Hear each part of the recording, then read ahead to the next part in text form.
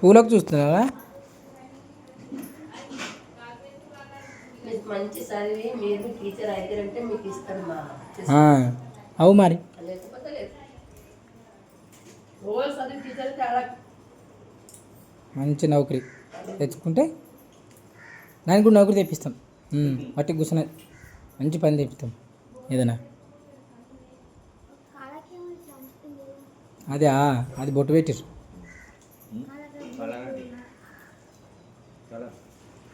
Colour.